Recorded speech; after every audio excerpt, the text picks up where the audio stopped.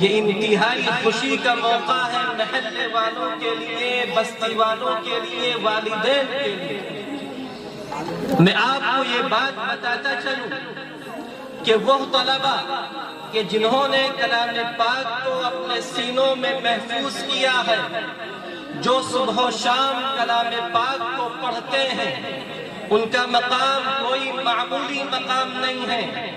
آپ توجہ کے ساتھ بات کو سنیے گا۔ 20 منٹ کا موقع مجھے دیا گیا ہے، بڑے بڑے خطبہ یہاں موجود ہیں۔ دل کے کانوں کے ساتھ بندے کی ان باتوں کو سماعت کیجئے گا۔ صبح ہوتی ہے، سورج آفتاب اپنے جاہ و جلال کے ساتھ دنیا والوں کے سامنے نکلتا ہے۔ آپ دیکھتے ہیں، دنیا دیکھتی ہے کہ صبح ہونے کے بعد میں کسی کے ہاتھ میں کپڑا ہوتا ہے، وہ کپڑے کو قینچی سے کاٹتا ہے، کپڑے کو سلتا ہے، کپڑے کو دکان پہ بیچتا ہے۔ صبح ہوتی ہے، کسی کے ہاتھ میں ہل ہوتا ہے، اپنے کھیت میں جاتا ہے، کھیت میں ہل چلاتا ہے۔ کسی کے ہاتھ میں سبزیوں کا ٹھیلا ہوتا ہے۔ صبح ہوتی ہے، نکلتا ہے ٹھیلے کو لے کے، لوگوں کے مکانوں پہ آواز لگاتا ہے، سبزیوں کو بیچتا ہے۔ کسی کے ہاتھ میں لوہے کا سامان ہوتا ہے، کسی کے ہاتھ میں تانبے کا کوئی سامان ہوتا ہے۔ خلاصہ یہ ہے کہ صبح ہوتی ہے، کسی کے ہاتھ میں کچھ ہوتا ہے، کسی کے ہاتھ میں کچھ ہوتا ہے، لیکن میں سلام کہتا ہوں، ایک دفعہ نہیں 1000 مرتبہ سلام کہتا ہوں ان عزیزوں کے لیے، ان طلبہ کی خدمت میں کہ صبح ہوئی، کسی کے ہاتھ میں کچھ تھا، کسی کے ہاتھ میں کچھ تھا، لیکن ان طلبہ کے ہاتھوں میں اللہ کی مقدس کتاب کلام پاک ہوتی تھی۔ آج یہ آپ کے سامنے آئے ہیں، انہوں نے کلام پاک کو اپنے سینوں میں محفوظ کیا ہے۔ یاد رکھیے اس بات کو، جب تک یہ حفاظ موجود ہیں، جب تک یہ علماء موجود ہیں، جب تک یہ مکاتب موجود ہیں، جب تک یہ مدرسے موجود ہیں، اور جب تک ان مدرسوں سے نکلنے والوں کے طفیل دنیا میں اللہ اللہ کہنے والے لوگ موجود ہیں، دنیا کا نظام موجود ہے۔ جس دن یہ علماء نہ ہوں گے، جس دن یہ حفاظ نہ ہوں گے، جس دن یہ مکاتب نہ ہوں گے، آپ اس بات کو اپنے ذہنوں میں بٹھا لیجئے گا، تاج محل کی جگمگاہٹ نہیں ہوگی، جامع مسجد کی جاذبیت نہیں ہوگی، قطب مینار کی بلندی نہیں ہوگی، وائٹ ہاؤس کی سفیدی نہیں ہوگی۔ دنیا کا نظام باقی ہے، آسمان باقی، زمین باقی، آفتاب و مہتاب باقی، پیڑ پودے باقی، دنیا کی تمام اشیاء باقی، یہ موجود ہیں انہی علماء کے طفیل میں، یہ موجود ہیں انہی چھوٹے چھوٹے معصوم بچوں کے طفیل میں، جو صبح ہوتی ہے سب لوگ اپنے سونے میں مست ہوتے ہیں، لیکن یہ طلبہ نہ ٹھنڈ کا موسم دیکھتے ہیں، نہ دھوپ کا موسم دیکھتے ہیں، اللہ کی کتاب کو اللہ کے سامنے کھول کے بیٹھ جاتے ہیں، اللہ ان کے سینے کو کھول دیتا ہے، ان کی زبان پہ اللہ کا نام ہوتا ہے، کلام پاک کی آیتیں ہوتی ہیں، اور کبھی ایسا ہوتا ہے کہ کسی بستی کے لوگوں کی نحوست کی وجہ سے، ان کے گناہوں کی وجہ سے اللہ کا حکم ہوتا ہے کہ جاؤ فلاں بستی والوں کے پاس عذاب کو لے کے پہنچو۔ فرشتے عذاب کو لے کے آتے ہیں، فرشتے دیکھتے ہیں کہ بستی میں چھوٹے چھوٹے معصوم بچے اپنی معصوم زبان سے اللہ کے کلام کو پڑھنے میں مشغول ہیں، فرشتے واپس چلے جاتے ہیں، بستی محفوظ ہو جاتی ہے۔ مسلمانوں، اپنے آپ کو اس بات کا مکلف بناؤ کہ اپنے خاندان میں سے، اپنے گھر والوں میں سے کسی ایک کو کلام پاک کا حافظ بنانا۔ آج ہمیں حافظوں کی اہمیت کا اندازہ ہو یا نہ ہو، آج ہمیں حفاظ کی قیمت کا احساس ہو یا نہ ہو، لیکن جب کل قیامت کا دن ہوگا، یہ زندگی فانی ہے، سب کو یہاں سے جانا ہے۔ آج ہم یہاں موجود ہیں، صبح ہو پائے گی کہ نہ ہو پائے گی ہمیں کوئی اندازہ نہیں ہے۔ آج ہم یہاں موجود ہیں، سال گزشتہ نہ جانے کتنے لوگ آپ کی بستی میں موجود تھے، آج وہ آپ کے سامنے نہیں ہیں۔ ایک وقت آئے گا ہم بھی اس دنیا سے چلے جائیں گے، میدان حشر قائم ہوگا، نفسی نفسی کا عالم ہوگا۔ ایسے نازک موقع پہ اللہ تعالی ایک حافظ کو بلائے گا، ایسا حافظ کہ جس نے کلام پاک کے تقاضوں پہ عمل کیا ہوگا۔ اللہ تعالیٰ اس سے کہے گا کہ اپنے خاندان کے ایسے 10 لوگوں کو جن کے لیے جہنم کا فیصلہ ہو چکا ہے، ان کا ہاتھ پکڑو، جنت میں لے جاؤ۔ سننے کے لیے بہت چھوٹی بات ہے، لیکن وہ نقشہ میدان حشر کا اپنے سامنے لائیے، کوئی کسی کا نہیں ہوگا۔ باپ بیٹے سے بھاگتا ہوا، خاوند بیوی سے بھاگتا ہوا، بیوی خاوند سے بھاگتی ہوئی، نفسی نفسی کا عالم ہے۔ ایسے موقع پہ کوئی آپ کا ہاتھ پکڑے، آپ کا ہاتھ پکڑ کے آپ کو جہنم سے بچا کے اور جنت کی نعمتوں میں لے جائے، کیا خوشی کا عالم ہوگا۔ میں آپ سے پوچھنا چاہتا ہوں، اپنے دل کے کانوں سے اس بات کو سنیے اور مجھے جواب دیجئے کہ ایسے موقع پہ جب اللہ کا حکم ہوگا کہ اے حافظ اپنے خاندان کے 10 لوگوں کے ہاتھوں کو پکڑو، جہنم سے نکال کے جنت میں لے جاؤ، میں آپ سے پوچھتا ہوں کہ کیا ایسے نازک موقع پہ ایک حافظ بچہ اپنے اس باپ کو بھول جائے گا کہ جو باپ وہ تھا کہ بچہ ابھی پیدا بھی نہیں ہوا تھا، لیکن باپ کو کیا خوشی تھی اس کو بیان نہیں کیا جا سکتا۔ اس کے دل میں جذبات تھے کہ بچہ پیدا ہوگا، مٹھائی کا انتظام کیا جائے گا، بچہ پیدا ہوگا، خوشی منائی جائے گی۔ کبھی تو ایسا بھی ہوتا ہے، بچہ پیدا ہوتا ہے، باپ کو خوشی ہوتی ہے، خوشی منانے کے لیے، مٹھائی تقسیم کرنے کے لیے باپ کے پاس پیسوں کا انتظام نہیں ہے، اپنے دوست کے پاس جاتا ہے، محلے کے کسی آدمی سے پیسے مانگتا ہے، مٹھائی تقسیم کی جاتی ہے۔ بچہ تھوڑا سا بڑا ہوتا ہے، 6-7 مہینے کا ہوتا ہے، بچے کے چہرے پہ مسکان آتی ہے، تبسم آتا ہے، بچہ تھوڑا سا ہنستا ہے، باپ کو خوشی ہوتی ہے کہ بچہ اس قابل ہو گیا ہے کہ ہنسنے لگا ہے، تبسم آنے لگا ہے۔ تھوڑا سا بڑا ہوتا ہے، باپ اپنے بچے کی انگلی پکڑ پکڑ کے اس کو چلنا سکھاتا ہے۔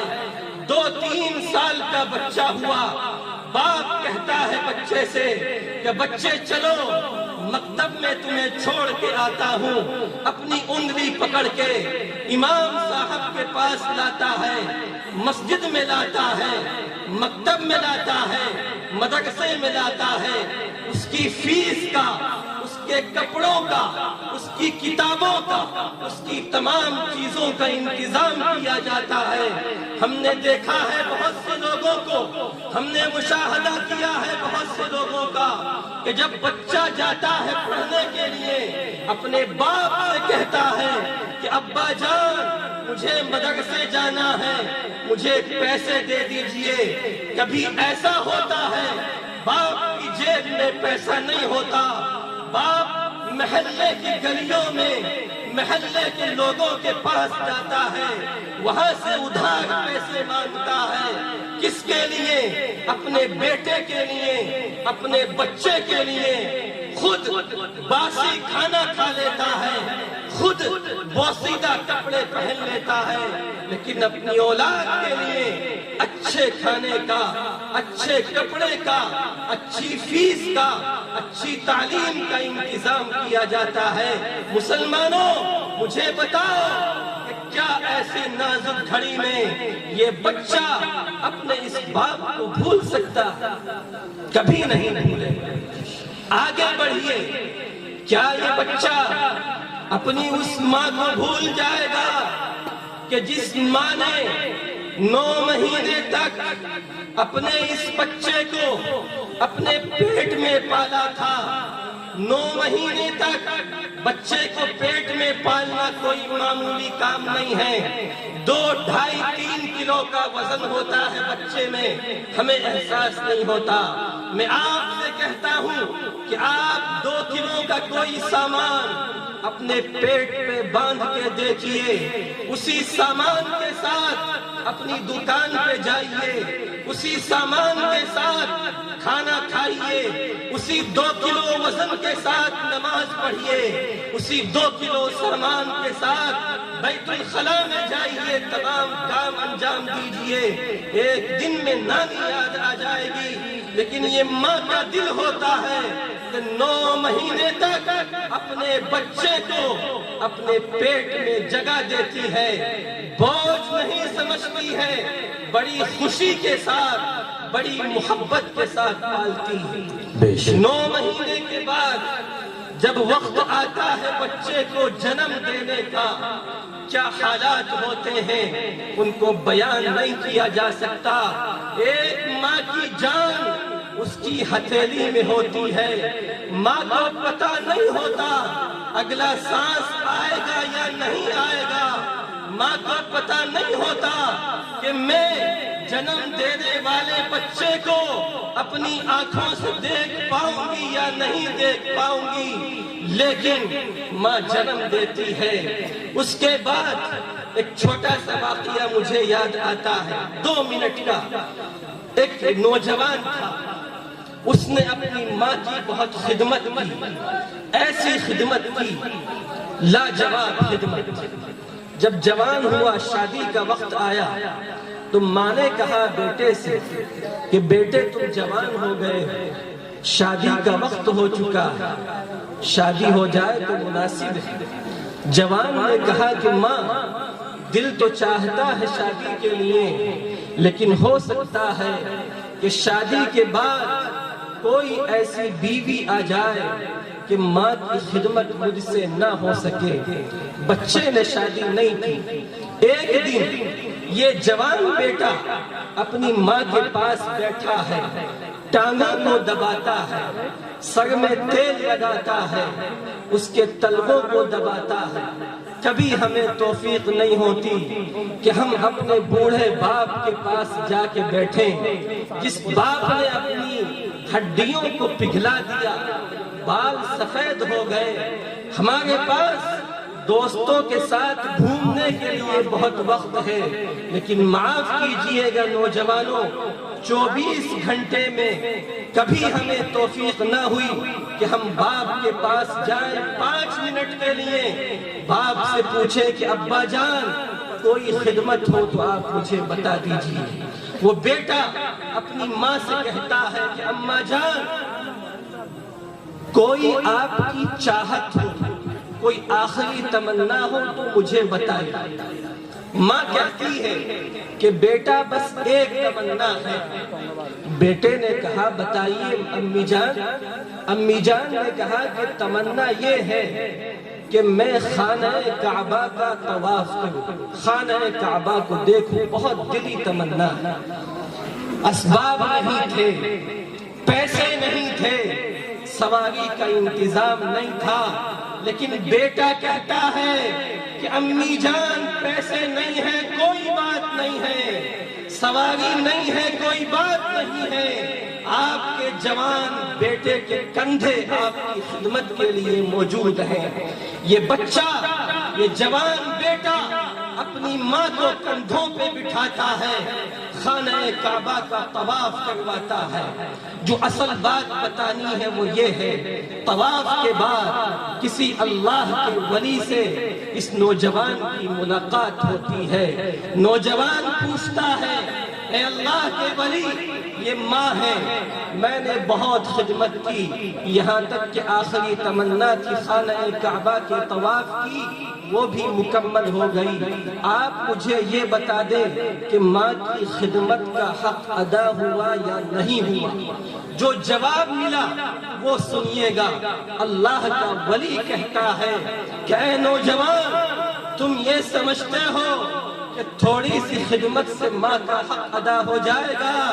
سنو، کان کھول کے سنو، جب تم پیدا ہوئے تھے تمہاری ماں کی زبان سے تکلیف کی وجہ سے آہ آہ آہ کے جملے نکلے تھے۔ مکمل زندگی کی خدمت ایک آہ کا حق ادا نہیں کر سکتی۔ آج ہم اپنے گریبان میں جھانک کے دیکھیں کہ ہم کس جگہ پہ کھڑے ہوئے ہیں۔ میں آپ سے پوچھنا چاہتا ہوں کہ وہ ماں کہ جس ماں نے بڑی مشقت کے ساتھ اپنے بچے کو جنم دیا، اس کے بعد 2 سال تک اپنے بچے کو اپنا خون دودھ کی شکل میں پلایا، جس ماں نے 2 سال تک اپنے بچے کو سوکھے میں سلایا، خود گیلے میں سو گئی، جس ماں نے 2 سال تک اپنے بچے کے پیشاب کو، اس کے پاخانے کو، اس کی ناپاکی کو صاف کیا، اس کو دھویا۔ کوئی ہے دنیا کا، کوئی ہے اس انسانیت کا ایسا آدمی کہ جو کسی آدمی کے پیشاب کو یا کسی آدمی کی جو ہے نجاست کو اپنے ہاتھوں سے اٹھائے، اس کو دھوئے؟ کوئی نہیں ہوتا ہے۔ محبت کا دعویٰ بہت سے لوگ کرتے ہیں، لیکن یہ ماں کا دل ہوتا ہے کہ بڑی خوشی کے ساتھ، بڑی محبت کے ساتھ تمام گندگیوں کو اٹھاتی ہے۔ جس ماں نے جب بچہ جاتا تھا پڑھنے کے لیے مدرسے میں، مکتب میں، صبح کا وقت ہوتا تھا، ٹھنڈ کا زمانہ ہوتا تھا، یہ ماں اپنے بستر کو چھوڑتی تھی، اپنے بچے کے لیے صبح تازہ تازہ ناشتہ بنا کے دیتی تھی۔ میں آپ سے پوچھنا چاہتا ہوں کہ کیا یہ بچہ اس نازک گھڑی میں اپنی ماں کو بھولے گا؟ نہیں بھول پائے گا۔ ایسے ہی بات کو بہت آگے بڑھایا جا سکتا ہے، لیکن وقت کی قلت ہے۔ ایسے ہی میں آپ سے پوچھوں گا کہ کیا یہ بچہ اپنے دادا کو بھولے گا کہ جس دادا کے دل میں اپنے پوتے کے تئیں جو محبت ہوتی ہے، ایک عجیب سی محبت ہوتی ہے۔ جب پوتا جاتا ہے پڑھنے کے لیے، اپنے دادا سے ملنے کے لیے آتا ہے، دادا جان السلام علیکم، دادا جواب دیتا ہے، سینے سے لگاتا ہے۔ کیا خوشی ہوتی ہے دادا کو۔ کیا دادا کو بھولے گا؟ دادی کو بھولے گا؟ اپنے چاچا کو بھولے گا؟ بھائیوں کو بھولے گا؟ بہنوں کو بھولے گا؟ نہیں بھولے گا۔ ایسے ہی کیا اپنے اس استاذ کو بھولے گا کہ جس استاذ نے خون جگر سے اپنے بچے کو حافظ بنایا تھا؟